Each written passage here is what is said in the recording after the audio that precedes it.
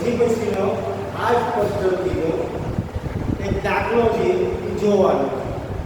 હવે જો પહેલા એની રકમ આપેલી છે કે ભાઈ નીચેની માહિતી પરથી વેગ અને નાદની ભાગીદારી પેઢીની પાઘડીની કિંમત પેઢીના છેલ્લા 4 વર્ષના સરેરાશ નફાની 2 વર્ષની ખરીદીના આધારે ગણ. હવે તમને નફો કેટલો આપેલો મિત્રો કે ભાઈ 4 વર્ષનો આપેલો છે અને પાઘડી આપણે કેટલી કરવાની છે ખરીદીના વર્ષો તો કે ભાઈ 2 વર્ષ આપણે કરવાના છે. હવે આપણે જોઈએ કે ભાઈ આપણને રકમ આપેલી છે. પહેલા આપણે રકમ લખીએ કે ભાઈ 2013-14 ની રકમ આપેલી છે 1,80,000.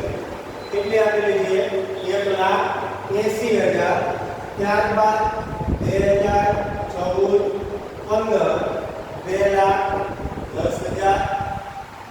ત્યારબાદ 2015-16 1,90,000. ત્યારબાદ 2016-17 2,20,000 રૂપિયા છે. 2,20,000 રૂપિયા આપણને આપેલા છે. હવે જો અહીંયા આપણને રકમ છે એ રકમ આપી દીધેલી છે કે ભાઈ 1,80,000, 2,10,000, 1,90,000 અને 2,20,000. હવે જો મિત્રો પહેલા આપણે શું કરશું કે ભાઈ સરવાળો.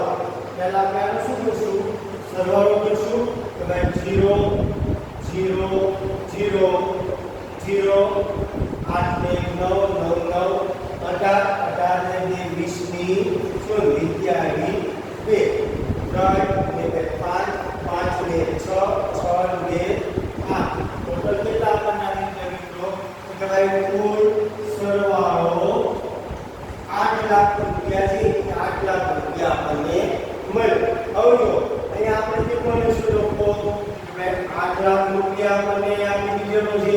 હવે ખરીદીના વર્ષો કેટલા આપ્યા છે 1 2 3 ને 4. ખરીદીના વર્ષો કેટલા આપી દીધા મિત્રો 4. તો 4 ને આપણે ભાગાકાર કરીએ કે ભાઈ 4 ગુણે 8 એટલે સરેરાશ નફો આપણી પાસે કેટલો મળ્યો મિત્રો 2 લાખ રૂપિયા મળી ગયો આપણને. હવે કે ભાઈ સરેરાશ નફો 2 લાખ રૂપિયા છે. ત્યારબાદ ખરીદીના વર્ષો કેટલા આપેલા છે તો ભાઈ 2 આપેલા છે ખરીદીના વર્ષો. પાને ગુણાકાર કેટલા કરશું આપણે મિત્રો 2 વડે કરશું તો 2 લાખ ગુણ્યા 2 કરીએ